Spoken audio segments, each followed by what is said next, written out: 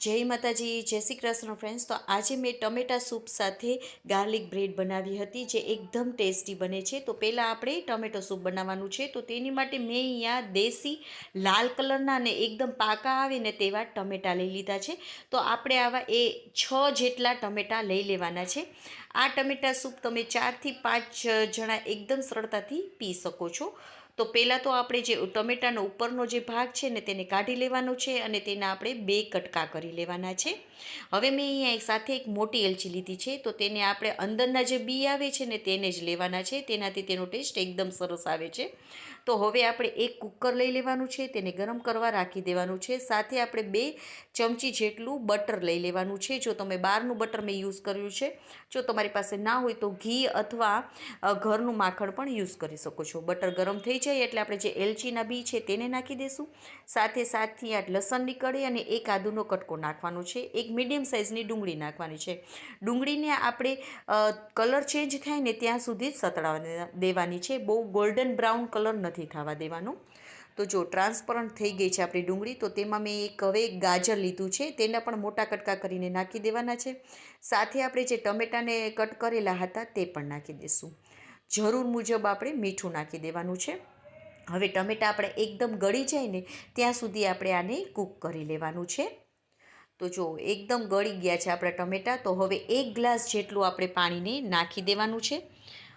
અને હવે ગેસની ફ્લેમને ફૂલ ફ્લેમ ઉપર 4 થી 5 સીટી આપણે કરી લેવાની છે. તો તે થાય છે ત્યાં સુધી થોડું 1 થી 2 ચમચી જેટલું તેલને ગરમ કરી, તેલ ગરમ થઈ જાય એટલે 10 થી 12 લસણની કળી એમાં નાખી દેવાની છે. અને ગોલ્ડન કલર થાય ને ત્યાં સુધી લસણની કળીને સતળાવા દેવાની છે. હવે તેને થોડી વાર માટે ઠંડી કરવા મૂકી દઈશું. ત્યાં સુધી આપણા ટમેટાં પણ એકદમ સરસ એવા ચડી ગયા છે. તો જુઓ એકદમ સરસ એવા આપણા ટમેટાં ચડી ગયા છે.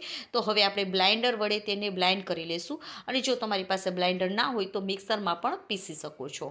તો આપણા ટમેટાં હું પીસતી હતી તો થોડું મને જાડું લાગતું હતું અને બ્લાઇન્ડર પણ નહોતું ફટાફટ ફરતું. તો આપણે થોડું પાણી એડ કરી દઈશું અને આપણે બ્લાઇન્ડ કરી લઈશું. હવે તેને આપણે ગાળી લેવાનું છે, જેથી કરીને જે ટમેટાના બી હોય ને તે એકદમ સરળતાથી અલગ થઈ જશે. અને જો તમારે ગાળવું ના હોય ને એમનેમ રાખવું હોય ને તો પણ તમે રાખી શકો છો. પણ જો તમે ગાળશો ને તો એકદમ હોટલ જેવું જ તમારું આ સૂપ બનીને તૈયાર થઈ જશે.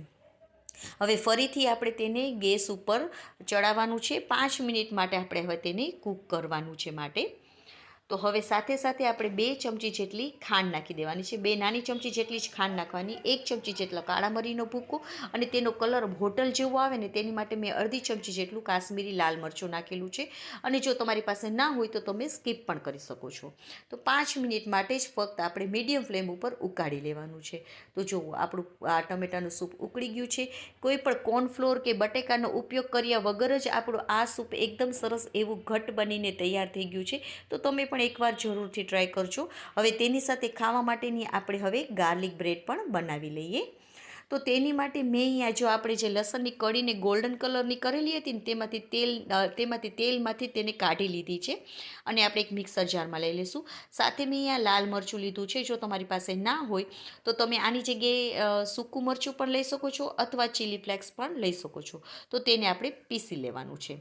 પીસાઈ જાય એટલે આપણે એક વાટકામાં તેને કાઢી લઈશું. સાથે મેં અહીંયા બટર નાખેલું છે અને સાથે થોડુંક જ મીઠું, કારણ કે મેં બહારનું બટરનો ઉપયોગ કર્યો છે તો તેમાં મીઠું ઓલરેડી હોય જ છે, માટે થોડુંક જ મીઠું નાખેલું છે. અને સાથે ઓરેગાનો નાખી લઈશું અને એકદમ એવું આપણે તેને મિક્સ કરી લેવાનું છે. તો આપણે આ જે ગાર્લિક બ્રેડ બનાવવાના છીએ તેનું ગાર્લિક બટર બનીને તૈયાર થઈ ગયું છે. તમે તેને ફ્રીજમાં એરટાઇટ કન્ટેનરમાં અઠવાડિયા સુધી રાખી શકો છો. બિલકુલ પણ ખરાબ નથી થતું.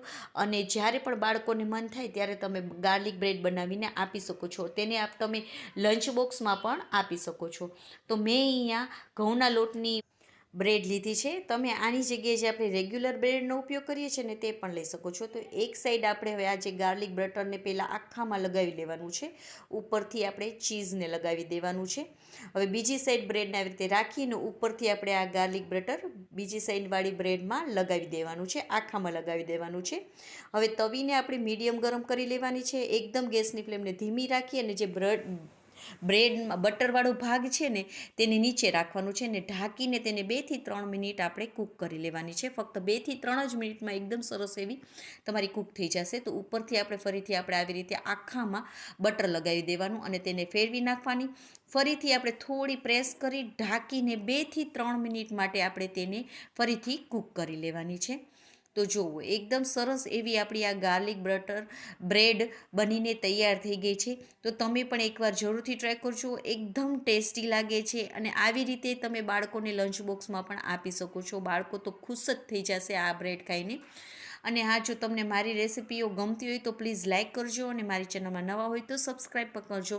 તો જો આપણું ગરમા ગરમ ટોમેટો સૂપ તૈયાર થઈ ગયું છે, સાથે ગાર્લિક બ્રેડ ખાવાની તો ખૂબ જ મજા આવી જાય છે. તો તમે પણ એકવાર જરૂરથી ટ્રાય કરજો અને તમારા ફેમિલી અને ફ્રેન્ડ્સને શેર પણ કરજો.